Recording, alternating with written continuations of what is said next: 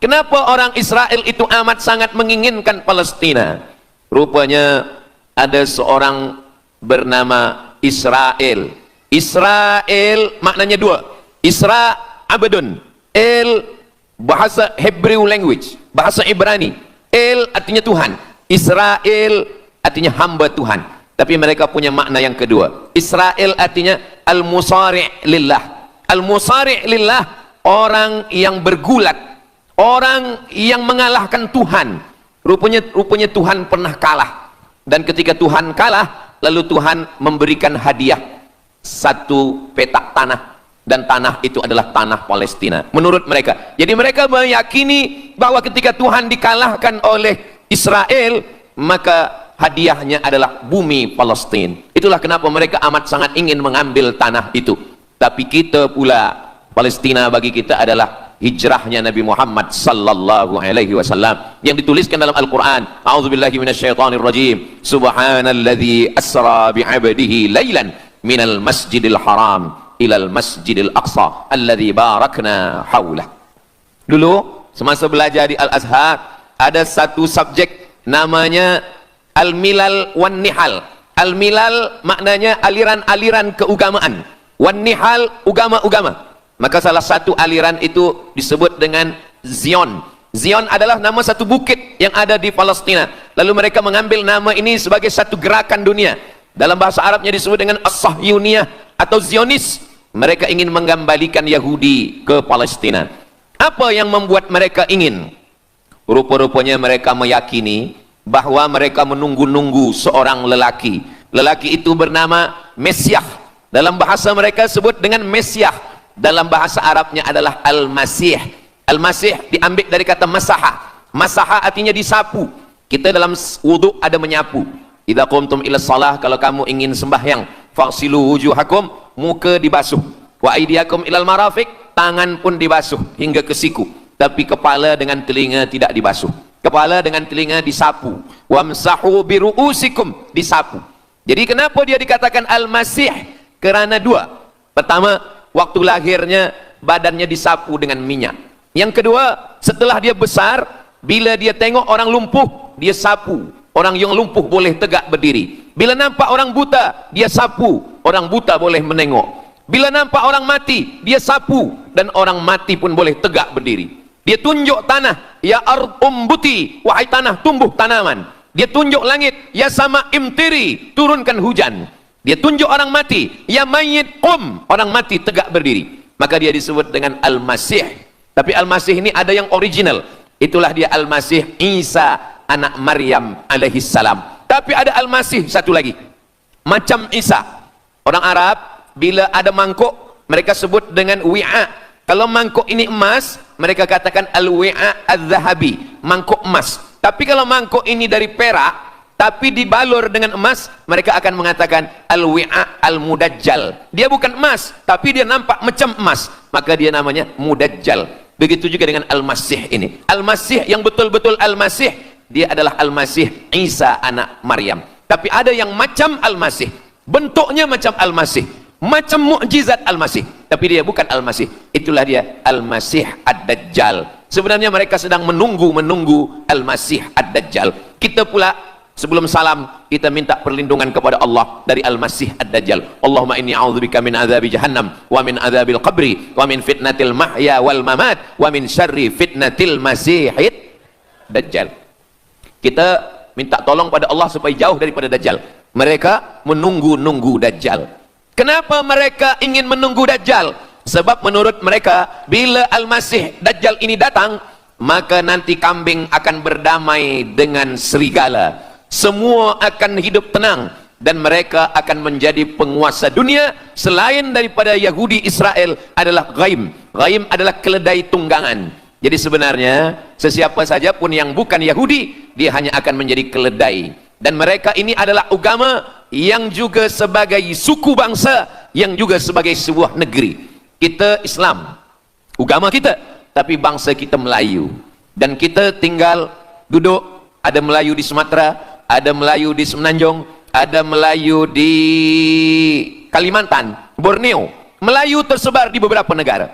Tapi Yahudi Yahudi tiga. Yahudi sebagai agama, Yahudi sebagai bangsa, Yahudi sebagai negeri. Mereka ingin mewujudkan ketiga-tiga ini menjadi satu. Kami bangsa Yahudi, kami agama Yahudi, dan kami punya negeri Yahudi. Itulah keinginan mereka. Maka mereka sedang menantikan raja mereka. Raja mereka adalah Al-Masih Ad-Dajjal. Dan Al-Masih Ad-Dajjal ini akan turun kalau syarat-syarat ini mereka penuhi. Kata Syekh Fargallah dalam subjek Al-Milal wan Nihal. Maka yang pertama diminta oleh Al-Masih Ad-Dajjal ini adalah semua Yahudi kembali kepada bumi Israel. Mereka mengatakan itu bumi punya dia dan semua akan kembali. Rupa-rupanya mereka tiada punya negeri. Sama macam nasib orang Kurdi. Kurdi ada di Turki, Kurdi ada di Irak, Kurdi ada di beberapa belahan bumi. Syekh Amin Al-Kurdi, mursyid tarekat Naqsabandiyah di Mesir, orang Kurdi tapi duduk di Mesir. Syekh Muhammad Said Ramadan Al-Buti, orang Kurdi tapi duduk di Suriah. Salahuddin Al-Ayyubi, orang Kurdi tapi dia raja di Mesir. Mereka pun di seluruh dunia ada, tapi mereka tak ada punya negeri. Maka mereka ingin mengambil Palestina, mereka ingin kembali ke negeri yang menurut mereka inilah adalah hadiah daripada Tuhan, kerana Tuhan kalah bertembung, bertarung dengan nenek moyang mereka bernama Israel menurut hikayat mereka. Yang ini semuanya adalah asatirul awalin, hanya dongeng-dongeng nenek moyang mereka zaman silam. Lalu kemudian datanglah Theodor Herzl menghadap kepada Sultan Abdul Hamid, Sultan Turki. Mereka ingin membayar dengan ratusan keping emas. Apa kata Sultan Abdul Hamid? Dulu Palestina itu diambil dengan darah dan nyawa, maka saya tidak akan memberikannya dengan emas.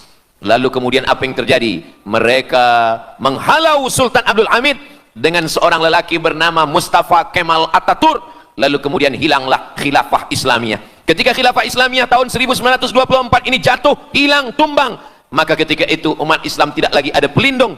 Dan ketika itulah mereka mengambil Palestina. Mereka merebut, mereka mengambil, seperti yang dikatakan Sayyidina Muhammad sallallahu alaihi wasallam, kamu akan diperebutkan seperti makanan yang ada di atas meja makan. Satu mengambil kakinya, satu merebut kepalanya, satu mengambil dadanya, dan tercabik-cabik, dicakar, dimakan, dipotong. Tak ada satu pun yang peduli. Alhamdulillah, kita malam ini masih peduli. Kita sedang mengajarkan kepada belia-belia, kita sedang mengajarkan kepada pemuda-pemuda Islam. Mudah-mudahan sampai anak cucu kita sampai hari kiamat masih lagi peduli kepada Palestina, insyaAllah. Allahu Akbar. Semua Yahudi kembali ke Palestina. Maka sekarang mereka sudah berkumpul. Berapa jumlah mereka? 9 juta Yahudi sudah berada di Palestina. Itu syarat supaya Al-Masih itu turun. Sebab Al-Masih tidak mahu turun kalau Yahudi-Yahudi ini tidak kembali ke Palestina menurut mereka. Maka Yahudi dari Rusia kembali, Yahudi yang ada dari Amerika kembali semuanya. Dari mulai tahun 1946 sampailah hari ini 2025, tahun hadapan 2026, 80 tahun lamanya mereka sudah berkumpul menunggu kedatangan Al-Masih dengan cara berkumpul. Dan mereka yang datang ini hanya keturunan Yahudi dari puak ibunya saja. Yahudi ini tidak menerima dari puak ayah. Jadi kalau ada ayahnya Yahudi, emaknya tak Yahudi, dia tiada diterima. Sebab mereka guna dari puak ibu. Maka bila ibunya Yahudi, maka dia akan diterima. Ada satu Yahudi yang tidak diterima, Yahudi Falasha dari Afrika. Yahudi Falasha ini datang, mereka dari Ethiopia, mereka menyeberang ke Sudan, dari Sudan mereka masuk ke Mesir, dan mereka datang ke Palestina. Mereka pun nak masuk juga, tapi mereka tertolak. Sebab dia mengaku Yahudi, tapi kulit dia hitam. Saya tak tahu di tempat kita, tapi di tempat saya banyak juga Yahudi, namanya Yahudi pesek. Kulit dia hitam, hidung dia pesek, tapi otak dia Yahudi. Ini lebih berbahaya lagi. Mereka menyebarkan kebencian. Jadi sebenarnya Yahudi adalah makhluk yang paling unsuri, rasisme. Mereka tiada menerima selain daripada Yahudi. Siapapun yang datang ingin mengaku orang Yahudi, kalau ditengok nasabnya tidak sesuai daripada ibu, dia tidak akan diterima. Sedarlah wahai orang yang membela-bela Yahudi. Wahai orang yang membela Yahudi, kalau kamu bukan Yahudi, maka kamu tidak akan diterima, kerana Yahudi adalah agama, Yahudi adalah bangsa, dan Yahudi adalah negeri. Mereka ingin mewujudkan ini. Maka berdatanganlah Yahudi beramai-ramai, lalu mereka pun turun ke Palestina. Sampai hari ini mereka terus berdatangan. Lalu kemudian yang kedua, syarat Yahudi didatangi oleh Al-Masih, Mesias. mereka mesti menanam tanaman yang hijau. Jadi kalau mereka bayangkan Al-Masih ini sedang berada di langit, dia selalu memandang ke bawah, dia tengok Yahudi dah berkumpul atau belum. Kalau berkumpul dia tak nak turun. Bila dah berkumpul semua ramai, baru dia turun. Dah berkumpul 5 juta, dia belum juga turun. Dah berkumpul 9 juta, dia belum juga turun. Rupanya yang kedua, dia ingin supaya tanah Palestina itu hijau. Bila nanti dah hijau semua, baru dia turun. Dan tanaman yang hijau itu pun dia yang memilihkan tanamannya. Tanamannya adalah yang disebutkan Nabi 14 abad silam, Syajaratul Gharqad. Nanti semua akan membela umat Islam. Sampai-sampai batu berkata, apa kata batu? Ya abdallah, wahai hamba Allah, hadza Yahudi khalfi, ini di belakang saya ada Yahudi, faktulhu, bunuhlah dia. Kata Nabi, jangankan manusia, batu pun membela umat Islam.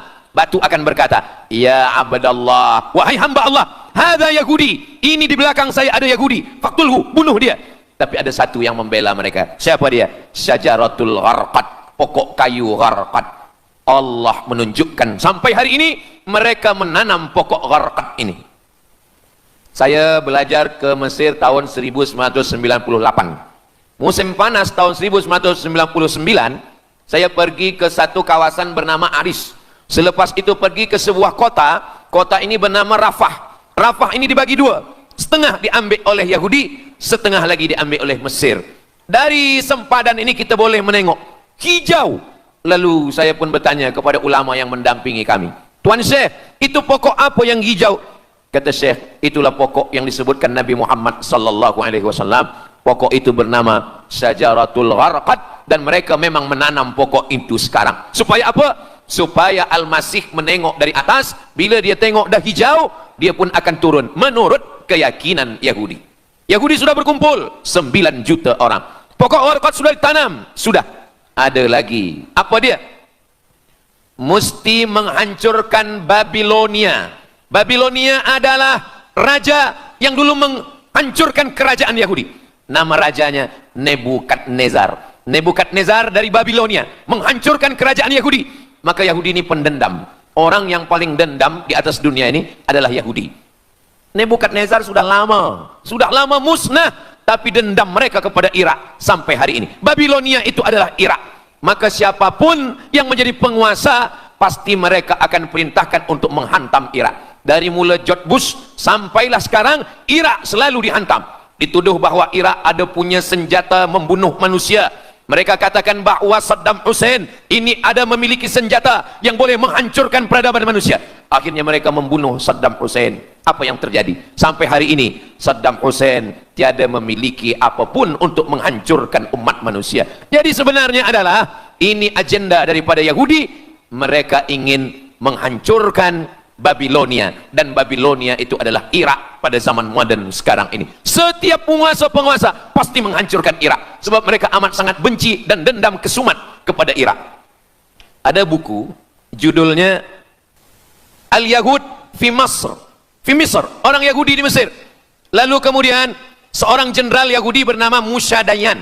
Musa Dayan buta matanya sebelah. Lalu Musa Dayan ini meminta kepada Presiden Prancis bernama De Gaulle. Lalu De Gaulle pun menelpon Presiden Mesir bernama Anwar Sadat. Bukunya ada, saya simpan di rumah. Dia katakan bahwa kepada Anwar Sadat, wahai Tuan Presiden Anwar Sadat, ini mami yang ada di Museum Mesir Kaherah itu sedang sakit. Jadi untuk menyehatkannya mesti dibawa ke Prancis, ke Paris. Lalu disediakanlah pesawat terbang untuk membawa mami ini. Dulu saya pernah dengar tazkirah Ustaz Azhar Idrus, jangan anak panggil mak mami, sebab mami itu inilah mami Fir'aun, mami return. Ini mami ini sakit, maka dia mesti disihatkan, ada bakteri, maka dia mesti disihatkan, dibawa ke Paris, Prancis. Akhirnya diterbangkan pada masa Presiden Anwar Sadat, dibawa ke hospital. Sampai di hospital, rupa-rupanya Jenderal Musa Dayan yang buta sebelah sudah menunggu mami. Begitu mami Ramses II, Fir'aun sampai, dia terus meninju muka mami itu. Kenapa? Sebab dia dendam. Inilah yang dulu menghalau nenek moyang dia dari Mesir. Gila. Yahudi ini adalah orang-orang yang gila. Sampai hari ini mereka punya dendam yang tak berkesudahan. Sampai mami yang sudah menjadi kering, kita pun menengoknya biasa-biasa saja. Tapi Musa Dayan melampiaskan dendam kesumat dia sampai pada masa Presiden Anwar Sadat, yang akhirnya Anwar Sadat pun mati terbunuh ditembak oleh Khalid Islambuli. Begitulah Allah Subhanahu wa taala menceritakan saksi sejarah supaya umat Islam faham bagaimana pikiran, bagaimana sakit jiwanya orang-orang Yahudi. Mereka sudah berkumpul di Palestina 9 juta. Tanam-tanaman hijau sudah ditanam. Irak sudah dihantam, hancur lebur Irak. Apa lagi yang mereka lakukan? Tanah Palestina mesti merah. Tanah Palestina tidak boleh hitam.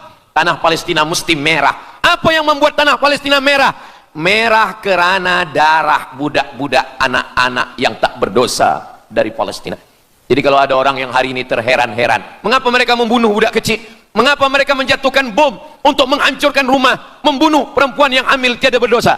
Tapi bila orang faham, dia mengerti. Sesungguhnya mereka ingin supaya darah anak-anak yang tiada berdosa itu tumpah. Kalau darah itu sudah tumpah, disitulah mereka menantikan supaya Al-Masih Mesiah itu turun membela. Sebab itu adalah raja di raja mereka. Apa yang terjadi sebenarnya hari ini? Yang terjadi sebenarnya adalah mereka membangun, membina sebuah kerajaan dari khayal, dari pikiran gila. Maka ada seorang yang tidak percaya kepada Allah, dia atheist, dia tak percaya kepada Tuhan, namanya Roger Jarudi. Tapi akhirnya dia dapat hidayah, dia masuk Islam. Selepas masuk Islam, dia tulis buku bahwa Israel Yahudi mendirikan negara berdasarkan mitologi, berdasarkan khurafat, berdasarkan kisah-kisah bohong, dusta. Tapi mereka percaya dengan dusta itu. Lalu kemudian Roger Jarudi ditangkap oleh pemerintah Prancis, dimasukkan ke dalam penjara. Bukunya diterjemahkan ke dalam bahasa Arab, diterjemahkan ke dalam bahasa Melayu. Roger Jarudi, bagaimana orang Yahudi Israel membina kerajaan negara berdasarkan khayal, berdasarkan tipu, berdasarkan dusta, berdasarkan mitologi, berdasarkan asatirul awalin, dongeng-dongeng daripada nenek moyang mereka dulu. Lalu kemudian hari ini kita sudah menengok darah itu sudah tumpah merata-rata di tanah Palestina. Kenapa Al-Masih Mesiah belum juga turun? Kenapa belum datang juga Mesiah yang mereka tunggu itu? Rupanya ada syarat lagi yang belum. Apa dia? Mereka mesti membina satu yang disebut dengan Haikal Sulaiman, Temple of King Solomon. Mereka meyakini bahwa raja mereka adalah Solomon, dan dia ada sebuah kuil yang mereka sebut, mereka tulis bukunya Temple of King Solomon. Di mana letaknya? Letaknya adalah di atas Al-Masjidil Aqsa. Mereka ingin menghancurkan Al-Masjidil Aqsa, diratakan dengan tanah. Nanti mereka akan bina Temple of King Solomon. Selepas itu mereka siapkan satu kerusi singgasana. Selepas itu nanti barulah turun Al-Masih Mesiah yang dijanjikan menurut mereka. Yang semuanya ini adalah dusta, bohong, tipu daripada Zionis, kerana mereka ingin menguasai dan mereka ingin membuat sebuah negara yang sangat besar, yang negara itu disebut dengan The Great Israelian, Israel Raya. Dia dari 2 sungai. Biasanya orang membuat map itu rahasia. Map biasanya rahasia yang disimpan, tapi orang Yahudi Israel mereka buatkan mapnya di dalam bendera mereka.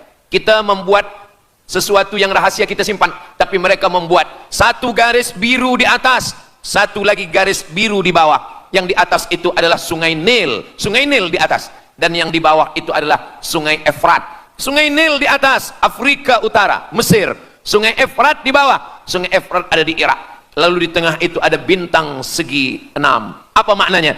Mereka ingin membina sebuah kerajaan yang luasnya dari Nil hingga ke Efrat. Itulah kenapa ketika mereka membuka embasi di Kairo, ketika Israel membina embasi di Kairo, ini sungai Nil, ini bagian atas, ini bagian bawah. Kerajaan Mesir membagi embasi Israel tanah di bawah sungai Nil. Mereka tidak mau.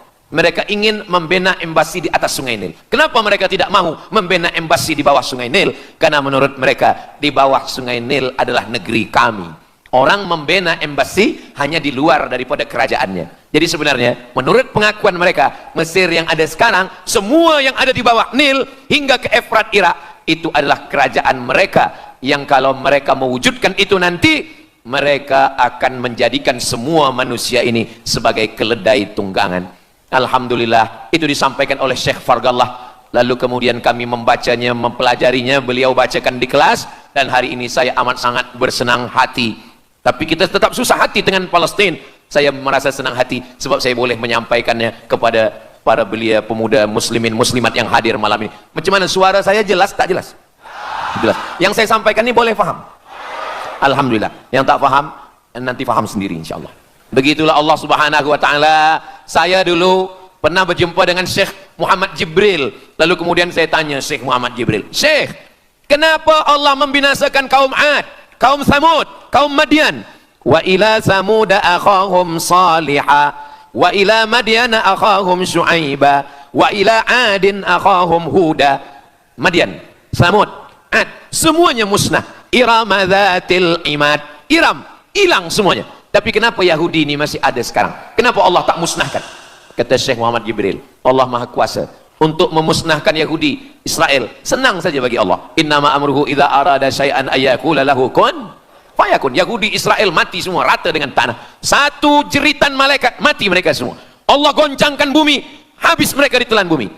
Ya bunayya, wahai anakku, kalaulah Israel Yahudi ini mati, lalu kamu masuk surga dengan apa, kata dia. Sebenarnya Allah masih menyisakan Yahudi ini supaya kita berjuang. Sekarang ada umat Islam yang amat sangat lemah. Dia bukannya ikut berjuang, tapi melemahkan perjuangan orang. Bila ada umat Islam yang berkumpul beramai-ramai, solidariti tentang Palestin, dia berkata, katanya Allah Maha Kuasa, kenapa Allah tak binasakan? Dulu, arsalna alaihim tayran ababil, datang burung ababil, tarmihim bi'ijaratin min sijil. Mana ababil sekarang? Kenapa Allah tak kirimkan ababil? Saya pun pernah tanyakan ini kepada masyayikh, Syekh, kenapa Allah tak kirimkan ababil? Dulu ketika Abdul Muttalib memegang kunci Ka'bah, masa itu tak ada orang beriman. Abdul Muttalib bersendirian, lalu kemudian dia datang ke Ka'bah, dia letakkan kunci itu. Ya Allah, inna lihadzal baiti rabban yahmih. Saya sendiri seorang saja, saya tak sanggup untuk menolong Ka'bah. Inna lihadzal baiti rabban yahmih. Ka'bah ini ada pemiliknya, Ka'bah ini ada pelindungnya, Allah akan melindungi. Itulah mengapa Allah mengirimkan alam tara kaifa fa'ala rabbuka bi ashabil fil alam yaj'al kaidahum fi tadlil. Kenapa Allah kirimkan tayran ababil? Karena tidak ada orang beriman, hanya Abdul Muttalib sendiri. Tapi sekarang 2 miliar orang beriman yang bersyahadat asyhadu an la ilaha illallah wa asyhadu anna muhammadan rasulullah. Itulah kenapa Allah tidak mengirimkan tayran ababil. Itulah kenapa Allah tidak membuatkan goncangan. Itulah kenapa. Tapi sedikit banyak Allah mulai menurunkan pertolongannya. Kalau sudah datang pertolongan Allah Subhanahu wa taala, idza jaa nasrullah, kalau sudah datang pertolongan Allah, idza jaa nasrullah wal fath, kemenangan. Wa ra'aitan nasa yadkhuluna fi dinillahi afwaja. Insyaallah, alaysa subuhu biqarib. Subuh tak lama lagi. Pertolongan Allah pasti datang. Nasrum minallah wa fathun qarib. Hasbunallah wa ni'mal wakil. Ni'mal maula wa ni'man nasir. Wala haula wala quwata illa billahil aliyil azim. Kalau kita seorang cikgu, kalau kita seorang ulama, sampaikanlah kepada umat. Sebagai seorang ayah, sampaikan kepada anak. Sebagai seorang ahli keluarga, kita mesti ingatkan, buatkan baju dengan lambang, simbol, bendera penderitaan Palestin. Kalau kita menonton dengan keluarga di rumah, tontonkan bagaimana penderitaan anak-anak di Palestin. Saya di rumah ada gambar besar, gambar Palestin. Sehingga setiap kali tamu datang, kita bercerita, dia tanya, ini gambar apa nih Ustaz? Inilah gambar saudara kita yang sedang teraniaya di Palestin.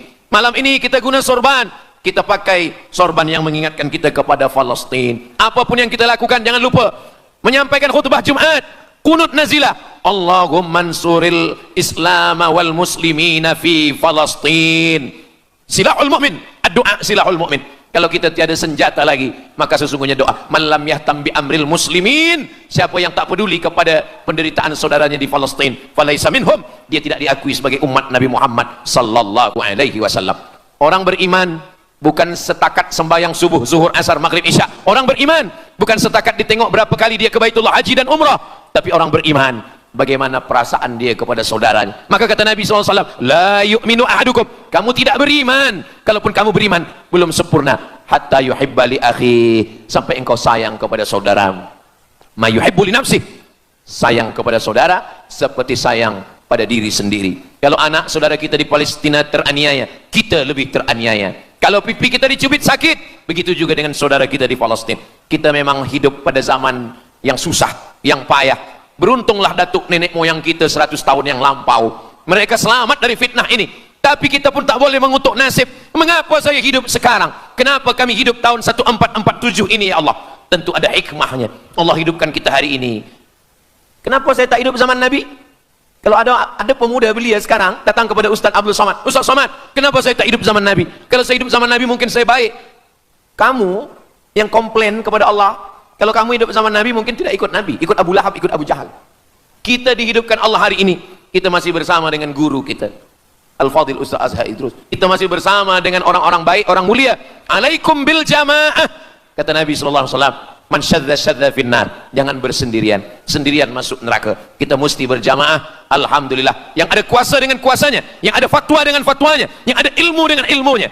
Bagi penuntut-penuntut, pelajar-pelajar, tonton, buat video, buat apapun yang boleh kita buat, share, gambar,